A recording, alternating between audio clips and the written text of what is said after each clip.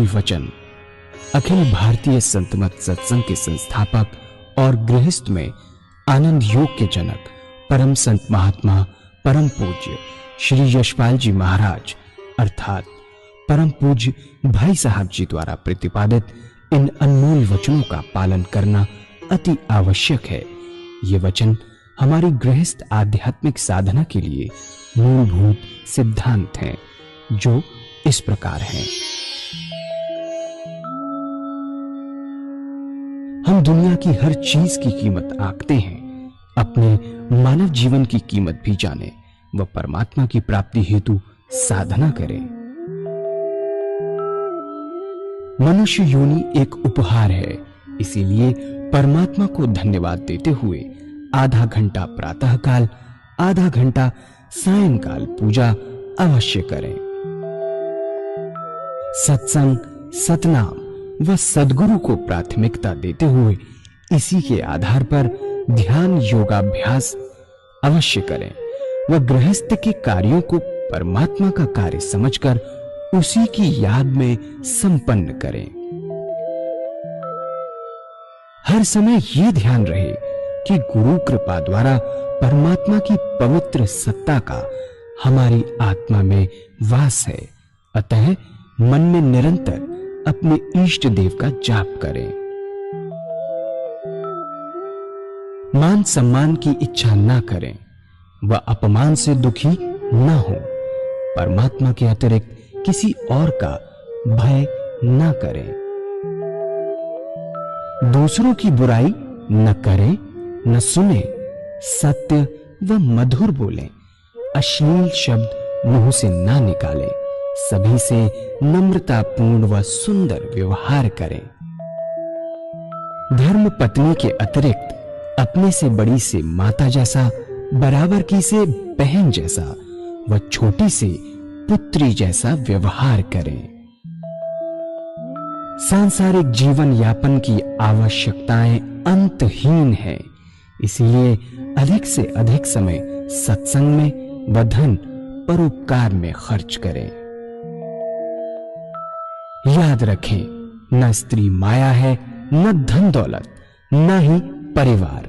माया वह है जो हृदय को परमात्मा से दूर हटा दे।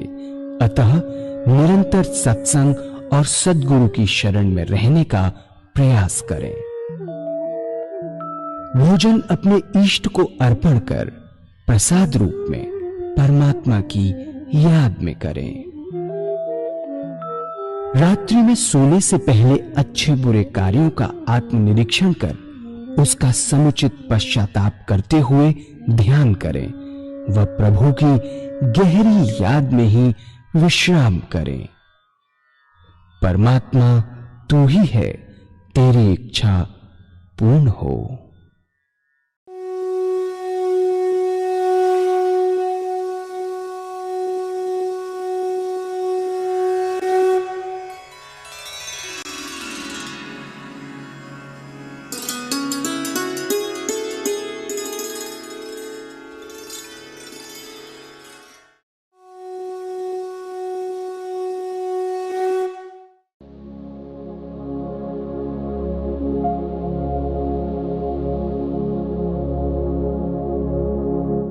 जय सद्गुरुदेव जय पद शरणम श्रेयस्वरूप चरणों शरणम जय सद्गुरु। बहुत सुंदर। हमारा जो रास्ता है ध्यान योग का रास्ता है, अष्टांग योग, ज्ञान, ध्यान, धारणा, समाधि, तीन चीजों पर बल है। ध्यान, और ध्यान से ही आनंद है। इसमें आनंद है, सहज योग है, हठ योग है, सारी चीजें शामिल होती है। तो शुरू कैसे करते हैं? जिसको मानते हैं परमात्मा की वो मूर्त जो आपको सबसे ज्यादा अच्छी और प्यारी लगती है, चुने अपने आप। मंत्र आपका, इष्ट आपका, परमात्मा का स्वरूप आपका। अगर ध्यान में आप आगे बढ़ना चाहते हैं तो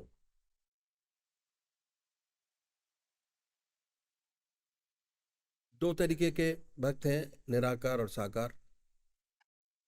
बहुत से ऐसे ना जो निराकार को भी नहीं मानते, साकार को भी नहीं मानते। वो अपने आप को जाने कि हम कौन है।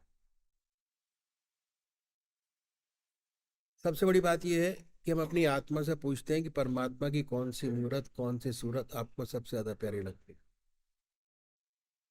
चुने अपने आप। उसके बाद बड़े प्यार से बैठिए सुखासन से,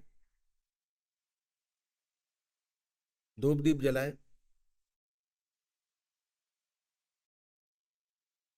प्यार से बैठे, आनंद में, कोई टेंशन नहीं। मन लगता है तो पूजा में, नहीं लगता है तो, पर टेंशन नहीं होनी चाहिए। बड़े प्यार से बैठने के बाद जो आपका इष्ट है, आपका जो परमात्मा का स्वरूप है,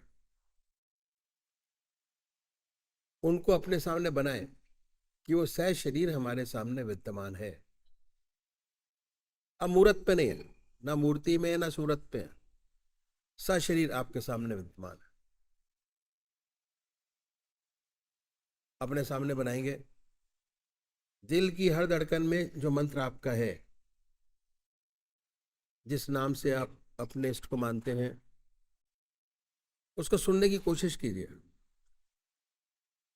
हृदय की हर धड़कन पर कि वो नाम निकल रहा है, हम सुन रहे हैं। और जब तक ऐसा ना हो, जिह्वा से बड़े आराम से उस नाम को ले सकते हैं, बहुत प्यार से। जब ये प्रोसेस शुरू करेंगे तो तरह तरह के विचार हमारे सामने आएंगे जो हमने कभी सोचे नहीं होंगे। उन विचारों को दबाएंगे नहीं, हटाएंगे। दबाएंगे तो नहीं काम बनेगा, और ज्यादा विचार आएंगे। उनको हटाने की कोशिश करेंगे तो हटते चले जाएंगे, और एक समय ऐसा आएगा कि आप होंगे, आपका इष्ट आपके सामने होगा, या जो मंत्र आप जपते होंगे उसमें गहरे ध्यान के अंदर डूबे होंगे। गहरा ध्यान। जब ध्यान में डूबते हैं तो हमारा जो मन है वो हमारी आत्मा में सिमट जाता है, और चैतन्यता और आनंद जो है वो आत्मा के अंदर है। आनंद वहां से हमको प्राप्त होता है। बाहर कोई चीज ऐसी नहीं है जिसको देख के हम आनंदित होते हैं, उसमें आनंद नहीं है। भोजन करके आनंदित होते हैं, भोजन में आनंद नहीं है। देखने में आनंद नहीं है, देख के आनंदित होते हैं। आनंद हमारे मन के अंदर। दूसरे भाई जो निराकार भगवान के उपासक है, जो परमात्मा की मूर्ति को नहीं मानते, वो नाम को पकड़े जो आपकी आत्मा को अच्छा लगता है। बड़े आराम से बैठिए। हृदय की हर धड़कन पर जो आपने मंत्र चुना है, जो आपका सबसे प्यारा मंत्र है, जिसमें परमात्मा की सबसे ऊंची भावना डाली हुई है, उस मंत्र को बार बार सुने। धीरे धीरे। भगवान श्री कृष्ण ने गीता में 4 विशेष बात बतलाई आध्यात्मिक दृष्टि से। पहली आहार की शुद्धि, दूसरी विहार की शुद्धि, तीसरा अभ्यास, चौथा वैराग अभ्यास। अगर आज 15 मिनट करने में आपके मन के अंदर 1000 विचार आते हैं, और अगर आप ये रेगुलर प्रैक्टिस करते रहेंगे तो महीने 2 महीने में ऐसी स्थिति होगी कि आप होंगे, आपका इष्ट आपके सामने होगा। अभ्यास। तो अभी एक भजन होगा, और भजन के साथ साथ सभी भाई बहन अपने अपने इष्ट का ध्यान करेंगे। अगर आपका अपना कोई तरीका है तो उस ध्यान तरीके से करिए, और या मैंने जो आपको तरीका बताया उस तरीके से ध्यान की प्रैक्टिस करेंगे। उसके बाद बताऊंगा कि कैसे इस रास्ते में आगे बढ़ा जाए। मूलं गुरुर्पदम् मन्त्रमूलं गुरुर्वाक्यम्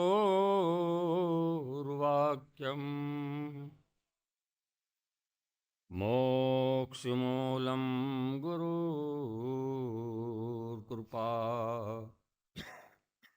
अखण्डमण्डलाकारं व्याप्तं येन चराचरं तत्पदं दर्शितं येन तस्मै श्रीगुरुवे नमः।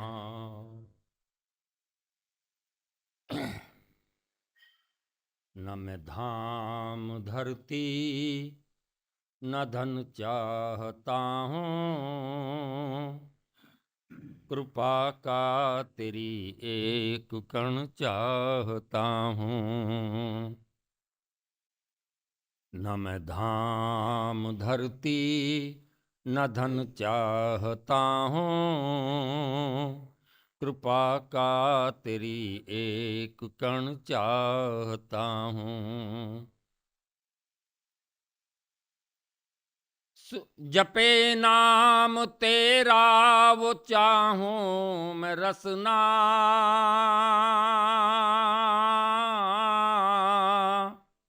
जपे नाम तेरा वो चाहूं मैं रसना, सुने यश तेरा वो श्रवण चाहता हूँ। न मैं धाम धरती न धन चाहता हूँ, कृपा का तेरी एक कण चाहता हूँ। करे देव दर्शन तेरा जो निरंतर,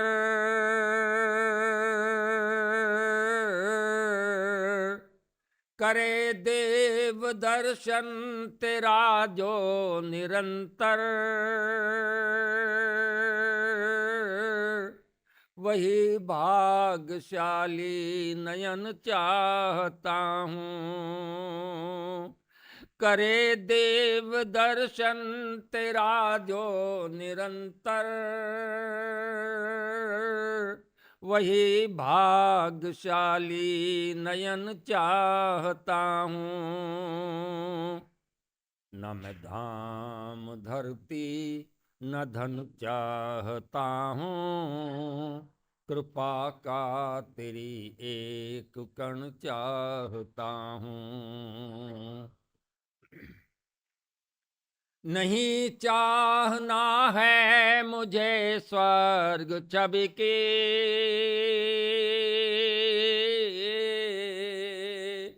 नहीं चाहना है मुझे स्वर्ग छवि की,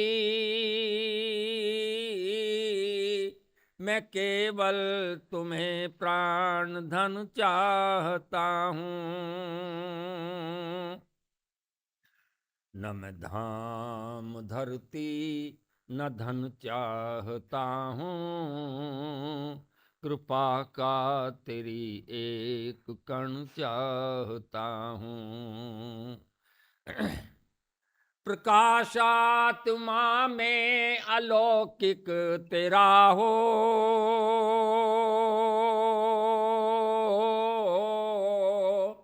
प्रकाशात्मा में अलौकिक तेरा हो, परम ज्योति हर एक क्षण चाहता हूँ। न मैं धाम धरती न धन चाहता हूँ, कृपा का तेरी एक कण चाहता हूँ। न मैं धाम धरती न धन चाहता हूँ, कृपा का तेरी एक कण चाहता हूँ। पूज्य माता और बंधुओं, एक बार एक डॉक्टर ने प्रश्न किया कि पूजा क्या फायदा, कि तो बेकार लोगों का काम है। जिनके पास कोई काम नहीं, माला लेके बैठे हैं, आधा घंटा सुबह बर्बाद करें, आधा घंटा सायकाल, और जिनके पास है वो काम करें। हम लोग तो डॉक्टर हैं, आधे घंटे में 2 मरीज बचा सकते हैं। अगर पूजा में बैठ गए तो क्या फायदा। ईश्वर को किसने देखा है? क्या पता है कि नहीं है? इस चक्कर में क्यों फंसा जाए? अपना काम सीधा साधा किया जाए, ऐसा उस डॉक्टर ने प्रश्न किया। इस सेवक ने प्रश्न किया, और ये था कि आप सोते क्यों हैं? ना उस समय कुछ खाते हैं ना पीते हैं, 2 पारी लगाए, दिन में भी काम करें रात को भी काम करें, सादा समय क्यों बर्बाद किया जाए? वो चकरा गए, बोले कि आप क्या कह रहे हैं? अगर आप सोएंगे नहीं तो बीमार पड़ जाएंगे। ज्यादा से ज्यादा 2-3 माह चलेगा, इससे ज्यादा चल ही नहीं सकता। और हम लोग तो डॉक्टर हैं, जिसको नींद नहीं आती उसको गोली दे के सुलाते हैं। फिर सेवक ने पूछा कि गोली देकर क्यों सुलाते हो? सोना क्यों आवश्यक है? उत्तर मिला, अगर शरीर को रेस्ट नहीं मिलेगा तो काम नहीं चलेगा, रेस्ट करना बहुत जरूरी है। फिर आगे उनसे कहा गया कि ऐसे इंजेक्शन निकालिए, इंजेक्शन दे दिया जाए और काम चलता रहे, सोए नहीं। डॉक्टर साहब बोलते हैं कितने भी इंजेक्शन लगा लीजिए, सोना आवश्यक है, सोना पड़ेगा। अब सोना क्यों आवश्यक है? इसलिए है कि हमारी जो साइंस है अभी बॉडी तक सीमित रह पाई है, उससे ऊपर उठ नहीं पाए। वास्तव में जो मेरी पर्सनैलिटी है बहुत अनोखी है। यह हम शरीर ही नहीं है, हमारे 3 शरीर है। ये तो स्थूल शरीर है जो बाहर देखते हैं, हाथ पैर कान नाक। एक शरीर और है, वो मन बुद्धि चित्त और अहंकार से मिलकर बना है, उसे सब सूक्ष्म शरीर बोलते हैं। सोच विचार का काम इससे होता है। जितना सोच विचार का काम है वो सब मन से लिया जाता है, हाथ पैर से नहीं होता। और तीसरा शरीर और है, वह कारण शरीर, आत्मा। चैतन्यता और आनंद आत्मा के अंदर है, और जहां आत्मा है वो शरीर है। आत्मा निकल गई, शरीर दोनों बेकार हो गए। जिसे हम इतना प्यार करते हैं, आत्मा निकल गई, ये बेकार हो गया। तो ये भूल जाते हैं कि हमारे 3 शरीर हैं। हम सब इस शरीर को ही समझ बैठे हैं। अब देखिए सोने में होता क्या है, जब हम सोते हैं तो ना आँख देखने का काम करती है, ना नाक सूंघने का काम करती है, ना हाथ उठता है ना पैर उठते हैं। जितनी हमारी इंद्रियां हैं, हिलते हिलते डुलते भी नहीं। तो जितनी हमारी इंद्रियां हैं वो क्या हुआ, वह निष्क्रिय हो गई। उन सब ने अपना अपना काम छोड़ दिया। इसी का नाम आराम है। प्रैक्टिकल रूप से यही होता है। और जब ये इंद्रियां निष्क्रिय हो गई तो इनका आधार है मन। ये मन में से बढ़ जाती हैं और इनको ताकत मिलती है मन से, खाने से नहीं मिलती, दूध से नहीं मिलती, इंजेक्शन से नहीं मिलती, मन से मिलती है। और इंद्रियां जब मन में से बढ़ गई, जब आप सुबह उठे बिल्कुल ताजगी महसूस करते हैं, काम करने की आपके अंदर शक्ति है, ताकत है। और ना सोए तो दिन भर जम्बाई लेते रहते हैं और कुछ काम ना होगा। तो सोना बहुत जरूरी है। हमने देखा कि शरीर को सुलाना बहुत जरूरी है, बहुत आवश्यक है। ऐसे ही हमारा सूक्ष्म शरीर है, जिसे हम सोच विचार का काम लेते हैं। अब क्या है, इसको भी नींद देना बहुत आवश्यक है। हमारे ऋषियों ने, मैं ऋषियों ने इस बात को जाना, इसलिए उन्होंने कहा कि आधा घंटा सुबह परमात्मा की आराधना करो, आधा घंटा सायंकाल परमात्मा की आराधना करना बहुत जरूरी है। परमात्मा की पूजा करेंगे, आराधना करेंगे तो चित्त मन आपका एकाग्र होगा। चित्त निरोधक स्थिति पैदा होगी, अपने आप आएगी। मन विचार शून्य हुआ, और जैसे निष्क्रिय हुआ मन, विचार शून्य हुआ,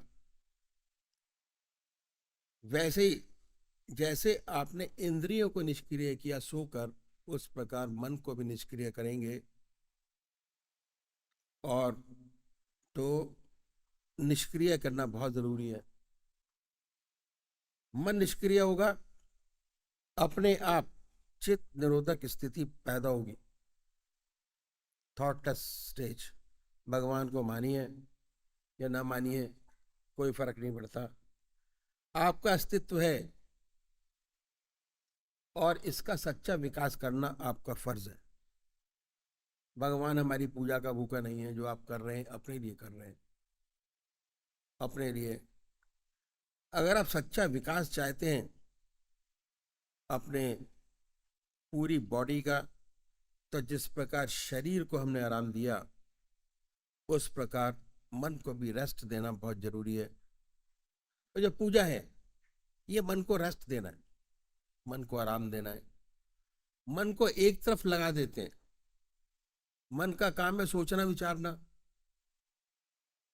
दिन में काम करता है, रात को सपने दिखाता है, 24 घंटे चल रहा है। उसको एक जगह लगा दिया, विचार शून्यता आ गई, उसे आराम मिला। जब मन को आराम मिला तो क्या हुआ? उसका सीधा संबंध आत्मा से हो गया, और आत्मा में आनंद और चैतन्यता, आनंद और चैतन्यता मन में आ गई। उसके बाद आप कितना हल्का फुल्का महसूस करेंगे, कितनी अनुपम शांति मिलेगी, ये अनुभव का विषय है। इसके बाद सुंदर सुंदर विचार पैदा होते हैं, वह समस्याएं हल होती हैं जो सारी जिंदगी हल ना हुई हों। ऐसी ऊंची शक्ति प्राप्त होती है, और फिर सच्चे मनुष्य के भाव पैदा होते हैं। अपना सच्चा ज्ञान प्राप्त होने लगता है। धीरे धीरे हम जान जाते हैं कि आप क्या हैं।